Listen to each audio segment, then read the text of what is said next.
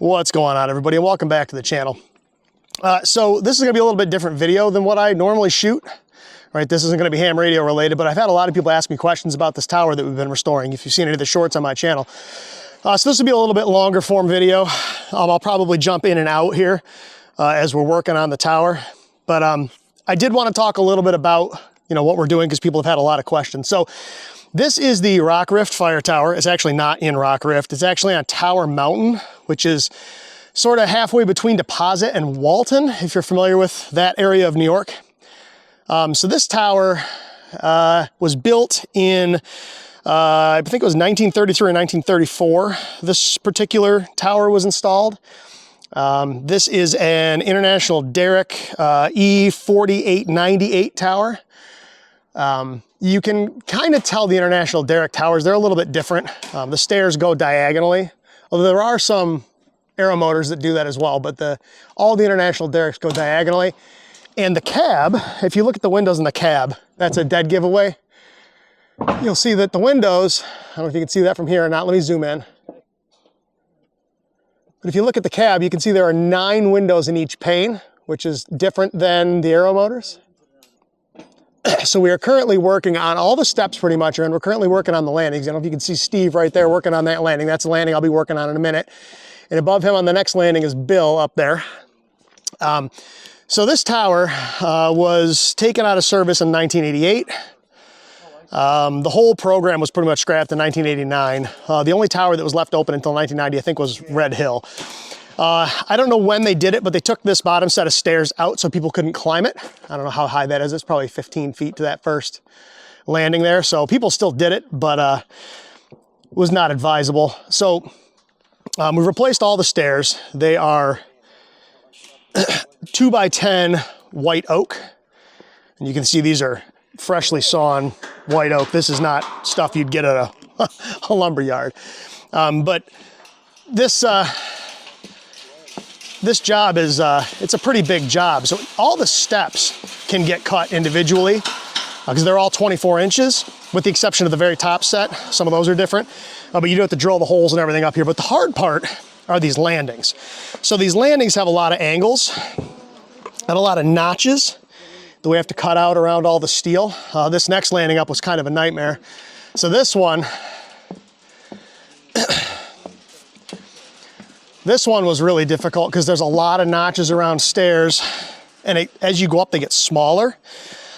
So like I said, as you can see, Steve is currently demoing this landing right here, and you can see Bill's feet sticking out right there. He's working on this landing directly above my head. You can see it's wide open. This is a pretty big job. So I don't know how many days we've worked on this thing. I think I've been here 4 or 5. But they've worked on it quite a bit. We're hoping to have all the stairs and landings done by September, and then we'll deal with the cab once next year rolls around. So I'm going to walk back down here, and I'm going to go up and start tearing some of this landing out. And then once we get things apart, I'll show you a little more. We'll talk a little bit more about the tower and its history and kind of how this whole project came about. I was hoping Lori would be here today. Lori Rankin, she's kind of the coordinator for all this, but she's not here today. But I'll do the best I can to kind of give you the history of the tower and how this restoration came about. So with that being said, I'm gonna shut the camera off for a little bit. I'm gonna climb up there and start tearing some landings out, and I'll be back in just a little bit. All right, I'm back. So let me kind of show you what we're doing here. So we started taking that landing out, and you can hear how rickety this is. It's because the bottom of these stairs aren't attached to the landing yet. They got to get bolted to the concrete. And you can see the last 2 ends of these stairs are missing the uprights. When these were in storage, somebody took them and used them for something else. So we've got to have some uprights made. So let's hop up here, and I'll kind of show you how labor intensive this really is. So we're up too high now for our gin pole to work because we don't have enough rope. So having to carry everything up. So you can see I've torn the first three boards out here. These are originally 10 inches. We're using 12-inch wide lumber at the moment, so we don't have to use as much board. So you kind of have to use the old edge of the old board as a template. And then once you cut the board, it's 45 degrees. You bring it up and lay it down, and things like this. So we lay the board up here. Then we have to measure where this tab is for the stairs. We'll mark where this bolt hole is, and then carry it all the way back down there. And that's where we cut the notches out. So we're gonna use a router, cut channels, use a hand chisel, knock the rest of the wood out, use a big spade bit to cut a hole around where that bolt head's gonna be. Once that happens, we'll bring the board back up, make sure it fits. And then we've got some tar paper, like vapor barrier, that goes on the steel. Then I've got to cut the holes out, lay the board down, mark the holes from the bottom, flip the board over, drill the holes for the bolts, and grab some bolts out of the bucket here and bolt that board in. It takes a long time because everything's done by hand. You can see them down there. That board that Steve's got his hand on right there, that's the board that's going to go in place right here. So it's a lot of work. You'd think, oh, it's just a few boards. Well, every board has to be hand fit. So it's not an easy process. And again, I don't know how high I am in the air at the moment. This tower's 72 foot 9 inches, and I'm probably 2/3 of the way up. So I'm probably 40 feet up at the moment. So it gets a little creepy the higher up you get. And it's hard because you're working around this chicken wire, which is going to be in the way when we're trying to get bolts in, because this angle iron, you got to come in from the outside. So I got to come out around the board behind this chicken wire. So what we've been doing is taking bolt cutters, cutting little pockets out, folding them up, and then when we're done, we fold them back down and attach them to the wood again. So this is a pretty big process. There's no view yet. When you get to the cab, there will be. I haven't been into the cab of this tower yet. I have been up to the landing before the cab, which is done. It's funny because these are the last two landings. So you can see that open landing right in front of me. That's the one that Bill's working on. And then Steve and I are working on this landing. And once those two landings are done, all the wood up to the cab is going to be replaced. Then we've just got to deal with the cab next season. Now there are some issues with this cab. Some jackwagon shot it full of holes. So you'll be able to see from the ground here that one of the side panels is full of holes, and then somebody shot up through the hatch and shot some holes in the roof. So we're gonna have to replace one side panel and one roof panel, which, I mean, it is what it is. Getting them up there is gonna be interesting. I don't know if they're gonna bring like a lift truck up here and do those, or if we're gonna use a block and tackle and bring that stuff up to the cab and bolt it in place up there. From what I understand, this floor is like tongue and groove, and it's 2 layers. So we might just replace the top layer. But you can see, if I come back this way, you'll be able to see. Oh, and if you ever want to hike up here, the Finger Lakes Trail runs straight through here. So I don't know if you can see the trail markers there on the tree, and there are some over there. They're behind the truck. You won't be able to see them. But you can hike the Finger Lakes Trail up to this tower. You can't drive to this tower. We have administrative access. The New York City Department of Environmental Protection gave us permission to drive up here. But under normal circumstances, you can't. So, I don't know if you can see it or not. I'm gonna zoom in real quick. All right, but this side, this whole panel is full of bullet holes. It's just this one side and then one roof panel, all right? So it's gonna be some doing getting all of that up there, all right? So the landing I'm currently working on is this one, and the one that Bill is currently working on is that one. There's Bill going up the tower right now. But yeah, it's a lot of work. So to give you an idea as to how this went down, now I don't know all of the logistics of this. Like I said, I was hoping Lori would be here, and I'll try to interview her for this. But this tower was owned by the New York State Department of Environmental Conservation. The land that is on is owned by New York City. Even though we're nowhere near New York City, we are on the Cannonsville Reservoir, which is one of the reservoirs that feeds water to New York City. You know, we're probably 2.5 hours outside New York City. This tower, I think, was erected in 1934, if I remember correctly. And it was, like I said, it was decommissioned in 1988. The cabin, I don't know where the cabin was. The observer's cabin, there's still remnants of it here someplace, but it's too overgrown to find right now. When all this goldenrod and other stuff dies back, I should be able to find it. But the cabin is gone. Like I said, the DEC took that last set of steps off so people couldn't climb this thing because it was in pretty rough shape. The steel is in very good shape, but the wood is rough. So I believe it was in 2016, the DEC transferred ownership of this tower to the town of Tompkins, which is where I am right now. So not to be confused with Tompkins County, which is where like Ithaca is. I am probably an hour and a half, 2 hours east, like southeast of Ithaca. So this belongs to the town of Tompkins. So Bill Layton is the supervisor, and Bill really wanted to get this tower restored. So the Forest Fire Lookout Association and the town of Tompkins and the New York City DEP all got together and kind of came up with a plan. And we just started on this last month. So this has only been going since July. It's currently August 28th of 2025. So this has only been about a month, and there haven't been that many work days. Like I said, the stairs go in pretty fast, but these landings take a really, really, really long time to put in. So that just kind of gives you a little backstory as to, you know, the situation with this tower and kind of how it came to be. As far as I know, now I could be wrong, and if you're in the comments, correct me if I'm wrong, but I believe that this is the last unrestored fire tower on public land in the state of New York. Now, there are other towers that are still up that aren't restored, but they're on private property. I believe there are 63 currently standing fire towers left in New York State. There was a high of 157. And to my knowledge, this is the last one on public property that hasn't been restored. So we're hoping by the end of August here to have everything open to the cab. And then next year we can work on restoring that cab. That's going to take, like I said, that's going to take some doing. Replacing the panels that got bolt holes in them, replacing part of that floor, putting the hatch in, all that kind of stuff, putting new windows in and all those kinds of things. So as the day progresses, I'll try to get a little more video here. I would like, if we can get the landings in, I'll get up in the cab and show you what the view looks like from up there. Like I said, I've never been in the cab. I've been to this landing right here, not the very top one before the stairs go into the cab, but the one just before it, and you can see pretty far, but that's another probably 15 feet up into that cab, so it should be pretty spectacular once I get up there.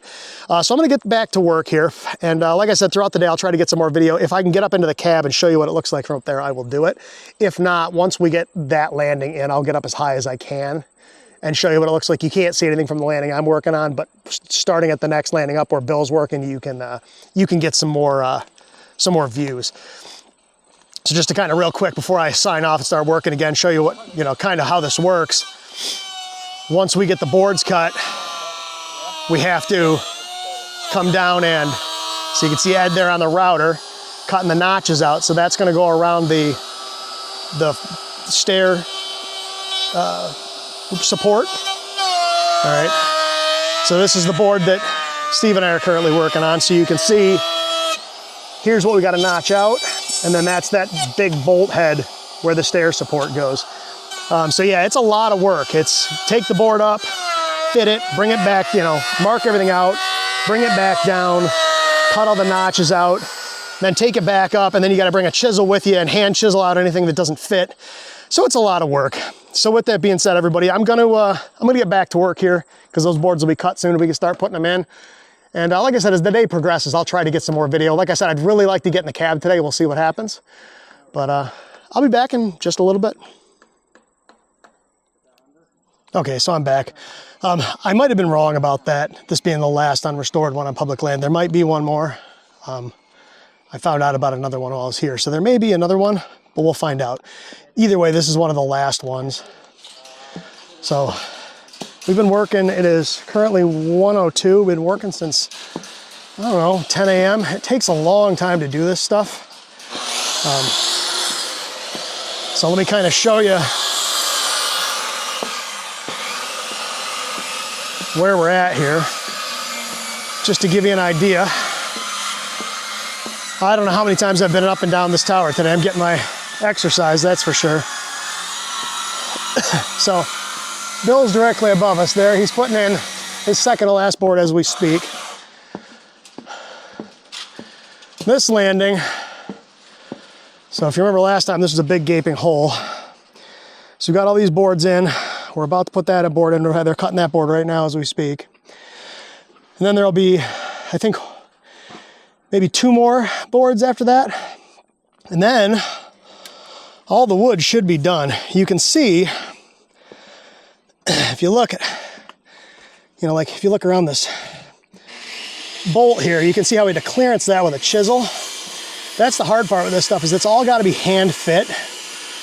It's a lot of work.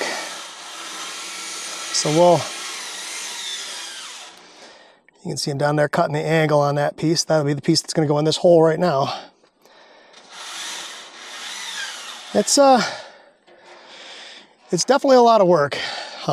When it's done, this will be a cool spot.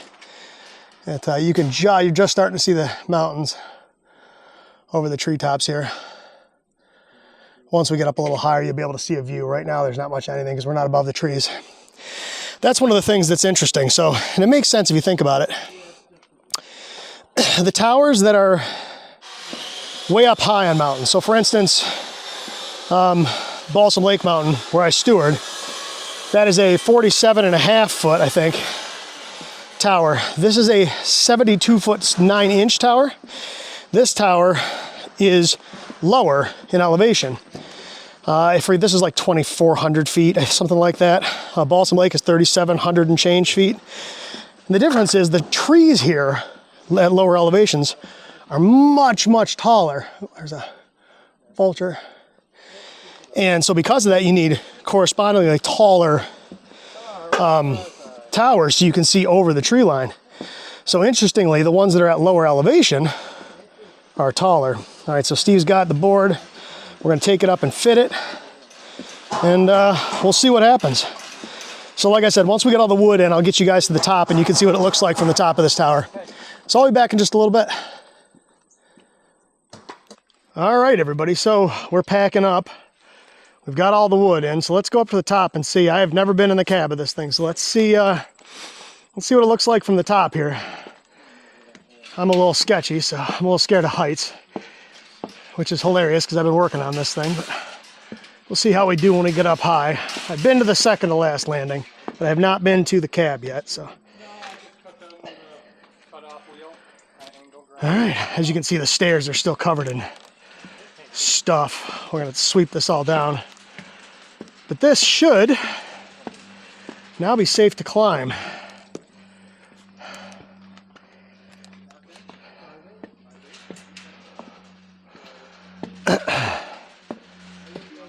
It's quite the trek up this thing. This is the landing I just finished, the one we're walking on right now. And this is the landing Bill just finished. It's a lot of work.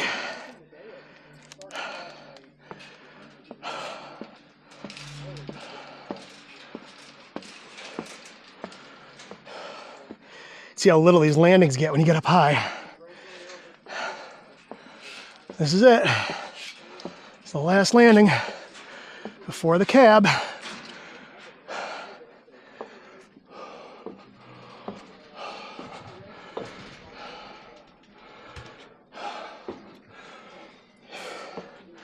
So the floor is 2 layers of like tongue and groove. Holy crap. Here we are. Whew, look at that view. Other than the cell tower.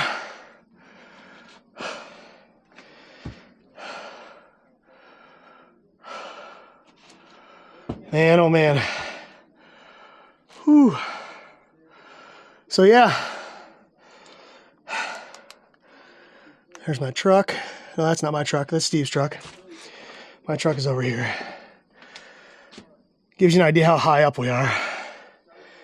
So yeah, thanks everybody for coming with me. You can see the bullet holes, which is obnoxious. And the bullet holes on the side, which we're gonna have to take care of. And all the bird crap and everything up here. It's gonna be some work to rehab this cab. But when it's all said and done, this is going to be a pretty cool place. So, with that being said, everybody, I really do appreciate you coming with me on this journey.